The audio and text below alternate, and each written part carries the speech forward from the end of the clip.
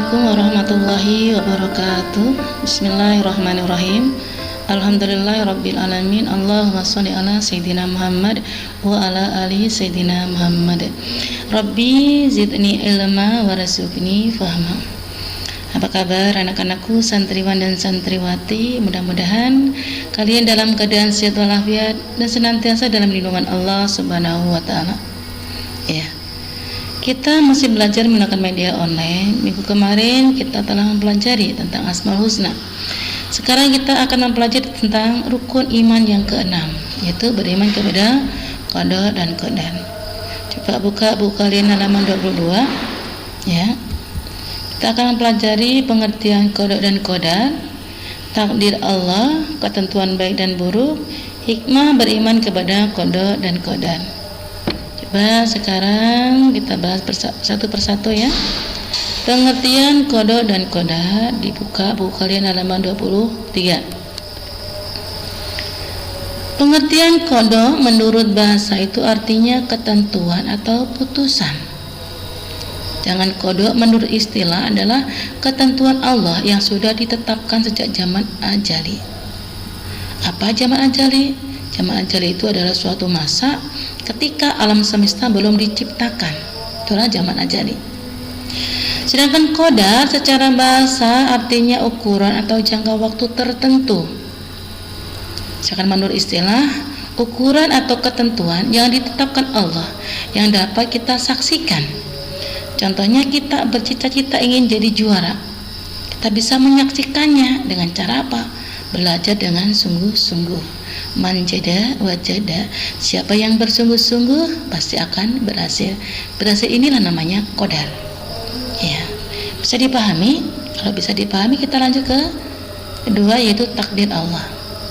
Takdir Allah itu qada dan qadar. Terhadap takdir Allah, manusia hendaknya menerima dengan ikhlas dan tawakal. Karena apa? Takdir Allah adalah rahasia Allah. Kewajiban manusia itu hanya berikhtiar sebaik-baiknya. Sedangkan hasil ikhtiar merupakan takdir Allah. Hasilnya itulah, hasil kita berikhtiar itu namanya takdir Allah. Allah berfirman dalam Al-Quran surat Ar-Ra'd ayat 11. A'udzubillahi minasyaitonirrajim. Bismillahirrahmanirrahim. Innallaha la yughayyiru ma biqaumin hatta yughayyiru ma bi anfusihim. Shadaqallahul azim.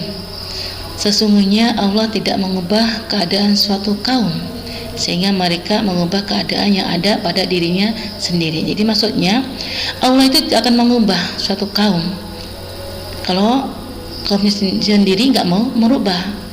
Kalau kita mau berubah menjadi yang baik, ya kita harus merubahnya. Allah nggak akan merubah kalau kita tidak mau berubah. Itu maksudnya. Jadi Allah itu tidak akan merubah kita kalau kitanya nggak mau berubah. Itulah maksudnya ya. Takdir Allah dibagi menjadi dua, yaitu takdir mubram dan takdir mu'allaq. Takdir mubram itu ketentuan Allah yang sudah pasti dan tidak bisa dirubah lagi. Laki-laki, perempuan, udah nggak bisa lagi dirubah. Siang dan malam, udah nggak bisa lagi dirubah. Hidup dan mati seseorang, itu yang nggak bisa dirubah. Namanya takdir mubram. Sedangkan takdir mu'allaq itu adalah ketentuan Allah yang bisa diubah keadaannya atas dasar ikhtiar manusia.